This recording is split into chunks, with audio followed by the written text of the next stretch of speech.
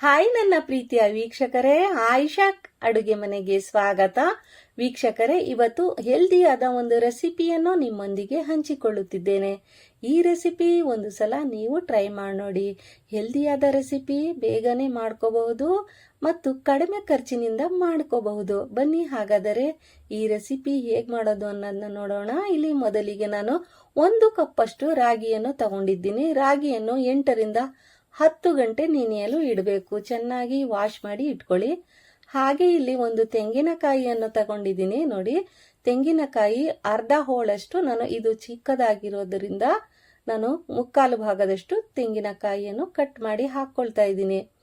ನೀವು ಇದನ್ನ ಗ್ರೈಂಡ್ ಮಾಡ್ಕೊಳ್ಬೇಕು. ನೋಡಿ, ಇವಾಗ ನಾನು ತೆಂಗಿನಕಾಯಿ ಎಲ್ಲ ಹಾಕ್ಕೊಳ್ತಾ ಇದ್ದೀನಿ. ಅದೇ ಜಾರಿನಲ್ಲಿ ಮತ್ತೆ ರಾಗಿಯನ್ನು ಸುಧಾ ಹಾಕ್ಕೊಳ್ಬೇಕು. ನೋಡಿ, ಇವಾಗ ನಾನು ರಾಗಿಯನ್ನು ಸಹ ಹಾಕ್ಕೊಳ್ತಾ ಇದ್ದೀನಿ. ಚಿಕ್ಕ ಜಾರ್ ಇದ್ದರೆ ನೀವು 2-3 ಸಲ ಹಾಕ್ಕೊಳ್ಳಿ. ನೋಡಿ, ಇವಾಗ ದೊಡ್ಡ ಜಾರಿನಲ್ಲಿ 1 ಕಪ್ಪು ಮತ್ತೆ ಇದು ಕಾಯಿ ಇದೆಯಲ್ಲ ಅದೆಲ್ಲ ಒಂದೇ ಜಾರಲ್ಲಿ ಹಾಕೊಂಡು ರುಬ್ಕೊಳ್ಬೇಕು. ಇವಾಗ ಇದಕ್ಕೆ ನೀರನ್ನು ಬೆರೆಸ್ಕೊಳ್ಬೇಕು. ನೋಡಿ, ಇವಾಗ ರಾಗಿ ಎಲ್ಲ ಹಾಕಾಯ್ತಲ್ವಾ. ಈಗ ನೀರನ್ನು ಹಾಕ್ಕೊಳ್ತಾ ಇದ್ದೀನಿ. ನೀರು ಎಷ್ಟು ಪ್ರಮಾಣ ಅಂದ್ರೆ 2 ಲೀಟರ್ ಅಷ್ಟು ನೀರನ್ನು ಹಿಡಿಯುತ್ತೆ. ಸ್ವಲ್ಪನೇ ಹಾಕಿ ಆಡಿಸ್ಕೊಳ್ಬೇಕು. ಒಂದು ಸಲ ನಾನು ಇಲ್ಲಿ ಆಡಿಸ್ಕೊಂಡಿದ್ದೀನಿ. ಇದೇ ರೀತಿ 3-4 ಸಲ ಸೋಸಿ ಇಟ್ಕೊಳ್ಬೇಕು. ನೋಡಿ, ಇವಾಗ ಚೆನ್ನಾಗಿ ಇದು ಹಾಲು ಬಂದಿದೆ. ಇನ್ನ 2-3 ಸಲ ಮಿಕ್ಸಿಯಲ್ಲಿ ಮಿಕ್ಸ್ ಮಾಡ್ಕೊಳ್ಬೇಕು. ಇವಾಗ ಒಂದು ಜರಡಿ ತಗೊಂಡಿದ್ದೀನಿ, ಅದರಲ್ಲಿ ಸೋಸ್ಕೊಳ್ತಾ ಇದ್ದೀನಿ. ನೋಡಿ, ಇವಾಗ ಸ್ವಲ್ಪನೇ ಹಾಕಿ ಸೋಸ್ಕೊಳ್ಳಿ. ಹಾಗೆ 2 ರಿಂದ 3 ಸಲ ಸೋಸ್ಕೊಳ್ಬೇಕು. ನೋಡಿ, ಈ ರೀತಿ ಚೆನ್ನಾಗಿ ಮಿಕ್ಸ್ ಆಗಿ ಬಟ್ಟೆಯಲ್ಲಿ ಸುಧಾ ನೀವು ಸೋಸ್ಕೋಬಹುದು. ಕಾಟನ್ ಬಟ್ಟೆ ಅಥವಾ ಲೈಲಿಂಗ್ ಬಟ್ಟೆ ಇರುತ್ತಲ್ಲ, ಅದ್ರಲ್ಲಿ ಬೇಕಾದ್ರೂ ಸೋಸ್ಕೋಬಹುದು.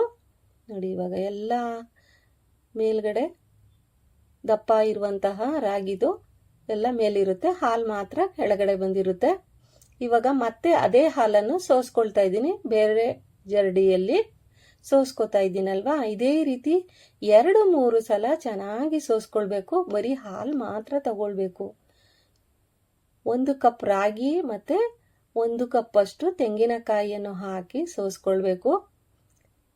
ನೋಡಿ, ಇವಾಗ 2 ಲೀಟರ್ ಅಷ್ಟು ಹಾಲು ಬಂದಿದೆಯಲ್ವಾ, ಇದಕ್ಕೆ ನಾವು ಏಲಕ್ಕಿ ಕೂಡ ಹಾಕಿ ಮಿಕ್ಸಿಯಲ್ಲಿ ಮಿಕ್ಸ್ ಮಾಡ್ಕೊಳ್ಬೇಕು. ನಾನು ಇಲ್ಲಿ ಏಲಕ್ಕಿ ಮಿಕ್ಸ್ ಮಾಡಿದ್ದೀನಿ, ಆಮೇಲೆ ಹಾಕ್ಕೊಳ್ತೀನಿ.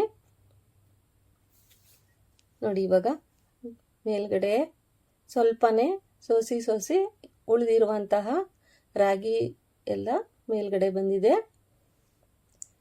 ನೋಡಿ, ಇಷ್ಟೇ ಬಂದಿರೋದು. ಇದನ್ನ ಸೈಡ್ಗೆ ಇಟ್ಕೊಳ್ಳೋಣ. ಕೇವಲ ಇದರ ಹಾಲು ಮಾತ್ರ ತಗೊಳ್ಬೇಕು. ಇವಾಗ ಇದು ರೆಡಿ ಆಗಿದೆ. ನೋಡಿ, 1 ಕಪ್ ರಾಗಿಲಿ ಇಷ್ಟು ಹಾಲನ್ನು ಬಂದಿದೆಯಲ್ವಾ. ಈ ಹಾಲು ತುಂಬಾನೇ ಹೆಲ್ದಿ ಕೂಡ. ನೋಡಿ, ಇವಾಗ ಹಾಲು ಚೆನ್ನಾಗಿ ರೆಡಿ ಆಗಿದೆ. ಇದನ್ನ ಸೈಡ್ಗೆ ಇಟ್ಬಿಟ್ಟು ಗ್ಯಾಸ್ ಕಡೆ ಹೋಗೋಣ. ಮೊದಲು ನಾವು ಒಂದು ಪಾತ್ರೆ ಅಥವಾ ಒಂದು ಪ್ಯಾನ್ ಅನ್ನು ತಗೊಳ್ಳೋಣ. ಪ್ಯಾನ್ ಅಲ್ಲಿ ಚೆನ್ನಾಗಿ ಸೋಸಿ ಮತ್ತೆ ಹಾಕೊಳ್ತಾ ಇದ್ದೀನಿ ನಾನು. ಇದೇ ರೀತಿ ನೀವು ಚೆನ್ನಾಗಿ ಸೋಸಿ ಹಾಕೊಳ್ಳಿ. ರಾಗಿ ತರಿ ಎಲ್ಲ ಇರುತ್ತಲ್ವಾ, ಅದಕ್ಕೆ ಇನ್ನೊಂದ್ಸಲ ಹಾಕೊಂಡ್ರೆ ಒಂದ್ ಸ್ವಲ್ಪ ಉಳಿದಿರುವಂತಹ ರಾಗಿ ತರಿ ಎಲ್ಲ ಬಂದ್ಬಿಡುತ್ತೆ. ಅದಕ್ಕೆ ಮತ್ತೆ ನಾನು ಸೋಸಿ ಹಾಕೊಳ್ತಾ ಇದ್ದೀನಿ. ನೀವು ಸಹ 3 ರಿಂದ 4 ಸಲ ಸೋಸಿ ಹಾಕೊಳ್ಳಿ. ಬಟ್ಟೆಯಲ್ಲಿ ಸೋಸಿದಾಗ ಇಷ್ಟು ಬರಲ್ಲ. ನೋಡಿ, ಇವಾಗ ಚೆನ್ನಾಗಿ ಸೋಸಾಯ್ತಲ್ವಾ. ಈಗ ಗ್ಯಾಸ್ ಅನ್ನು ಆನ್ ಮಾಡ್ಕೊಳ್ಳೋಣ. ಗ್ಯಾಸ್ ಆನ್ ಮಾಡಿ ಒಂದು 10 ನಿಮಿಷ ಮೀಡಿಯಂ ಫ್ಲೇಮಲ್ಲಿ ತಿರುಗಿಸ್ತಾ ಇರಬೇಕು. ಆವಾಗ ಗಟ್ಟಿ ಆಗುತ್ತೆ. ಕೈ ಬಿಡಬಾರ್ದು, ಇಲ್ದಿದ್ರೆ ತಳ ಹಿಡ್ಕೊಳ್ಳುತ್ತೆ.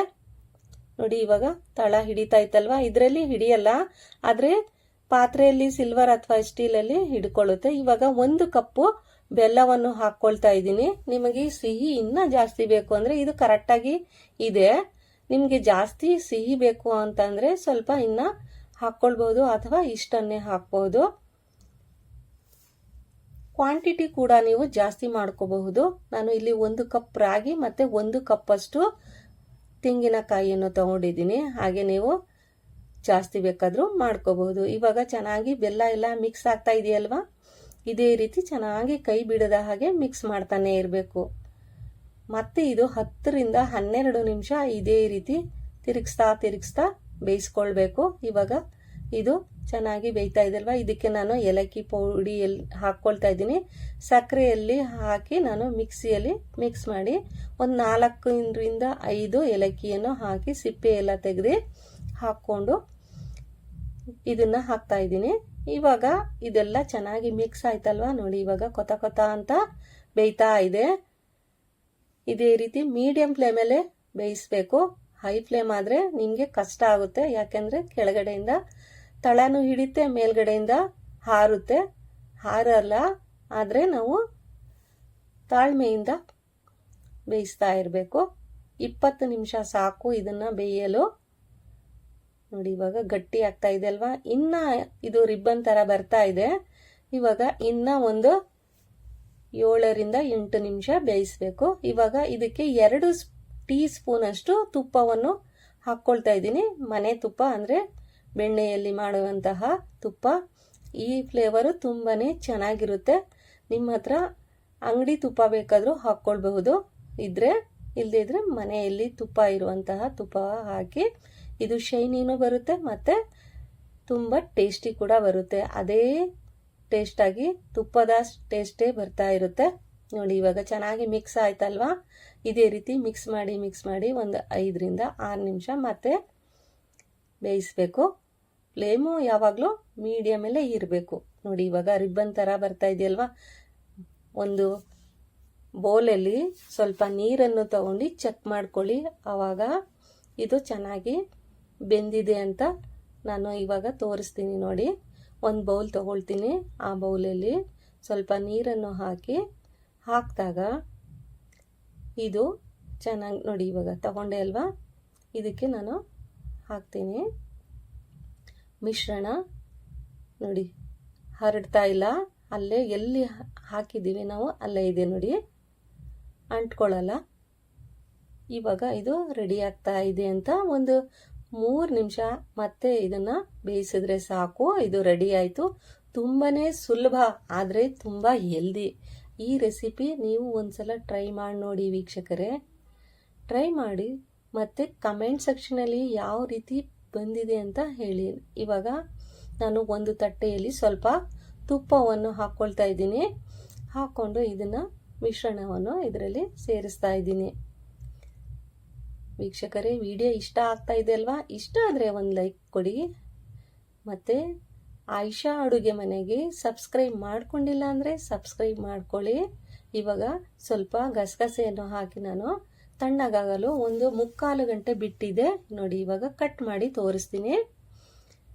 ನಮಗೆ ಯಾವ ಡಿಸೈನ್ ಬೇಕು ಆ ಡಿಸೈನಲ್ಲಿ ಕಟ್ ಮಾಡ್ಕೋಬಹುದು. ನೋಡಿ ಇವಾಗ ನಾನು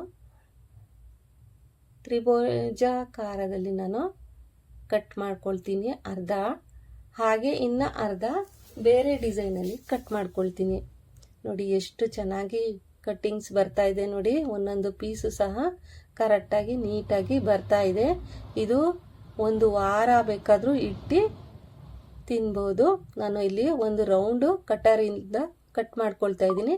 ನಿಮ್ಮ ಹತ್ರ ಈ ಥರ ಕಟರ್ ಇಲ್ಲ ಅಂದರೆ ಒಂದು ಬಾಟಲಿನ ಮುಸ್ಕಿರುತ್ತಲ್ವಾ, ಅದರಲ್ಲಿ ಬೇಕಾದರೂ ಕಟ್ ಮಾಡ್ಕೋಬೋದು. ಅಥವಾ ಚಿಕ್ಕ ಲೋಟದ ತಗೊಂಡು ಅದನ್ನು ಸಹ ಕಟ್ ಮಾಡಿ ಈ ರೀತಿ ರೌಂಡು ಕಟ್ ಮಾಡಿ ಹಾಕ್ಕೊಳ್ಬೋದು. ನೋಡಿ ಎಷ್ಟು ನೀಟಾಗಿ ಬಂದಿದೆ ಅಂತ. ಹೆಲ್ದಿ ಕೂಡ ಇದು, ಹಾಗೆ ಮಕ್ಕಳು ಸಹ ಇದನ್ನು ಇಷ್ಟಪಟ್ಟು ತಿಂತಾರೆ. ದೊಡ್ಡವರು ರಾಗಿಯಲ್ಲಿ ಮಾಡುವಂತಹ ಪದಾರ್ಥ ಯಾವಾಗಲೂ ಹೆಲ್ದಿ ಮತ್ತು ಕ್ಯಾಲ್ಶಿಯಮ್ ಚೆನ್ನಾಗಿರುತ್ತೆ ಇದರಲ್ಲಿ. ನೋಡಿ ಇವಾಗ ಇನ್ನೊಂದು ಸಹ ನಾನು ಕಟ್ ಮಾಡಿ ತೋರಿಸ್ತಾ ಇದ್ದೀನಿ. ಇದೇ ರೀತಿ ನೀವು ಸಹ ಮಾಡ್ಬೋದು, ಅತಿ ಸುಲಭವಾಗಿ ಮಾಡ್ಕೋಬಹುದು. ನೋಡಿ ಇವಾಗ ಎಷ್ಟು ಮೃದುವಾಗಿ, ಯಾವ ರೀತಿ ಸ್ವಲ್ಪನೂ ಕೈಗೆ ಅಂಟ್ಕೊಳ್ತಾ ಇಲ್ಲ. ಹಾಗೆ ನಾನು ಇಲ್ಲಿ ಹಾರ್ಟ್ ಶೇಪ್ ಇದೆ, ಅದನ್ನು ಸಹ ಕಟ್ ಮಾಡಿ ತೋರಿಸ್ತಾ ಇದ್ದೀನಿ. ನಿಮ್ಮ ಹತ್ರ ಕಟ್ ಮಾಡೋಕ್ಕೆ ಈ ರೀತಿ ಇಲ್ಲ ಅಂದರೆ ನಿಮ್ಮ ಹತ್ರ ಯಾವುದು ಇದೆ ಅದನ್ನು ನೀವು ಕಟ್ ಮಾಡ್ಕೋಬಹುದು. ನೋಡಿ ಎಷ್ಟು ಚೆನ್ನಾಗಿ ಬ್ಯೂಟಿಫುಲ್ಲಾಗಿ ಕಾಣಿಸ್ತಾ ಇದೆಯಲ್ವಾ? ಇದೇ ರೀತಿ ಸ್ಟಾರ್ ಹತ್ರ ಇದೆ, ನನ್ನ ಹತ್ರ ಸ್ಟಾರು ಸುಧಾ ನಾನು ಕಟ್ ಮಾಡಿ ತೋರಿಸ್ತಾ ಇದ್ದೀನಿ. ನೋಡಿ ಎಷ್ಟು ಚೆನ್ನಾಗಿ ಬಂದಿದೆ ಅಂತ. ವಿಡಿಯೋ ಇಷ್ಟ ಆಗ್ತಾ ಇದೆಲ್ವಾ? ಇಷ್ಟ ಆದರೆ ಲೈಕ್ ಮಾಡಿ. ನೋಡಿ ರೆಡಿಯಾಗಿದೆ ಈ ಸಿಹಿಯಾದ ಒಂದು ರಾಗಿ ಮತ್ತು ತೆಂಗಿನಕಾಯಿಯಿಂದ ಮಾಡಿರುವಂತಹ ಈ ಬರ್ಫಿ. ನೀವು ಒಂದು ಸಲ ಟ್ರೈ ಮಾಡಿ ನೋಡಿ. ಸಬ್ಸ್ಕ್ರೈಬ್ ಮಾಡ್ಕೊಂಡಿಲ್ಲ ಅಂದರೆ ಸಬ್ಸ್ಕ್ರೈಬ್ ಮಾಡ್ಕೊಳ್ಳಿ. Thank you for watching. Take care.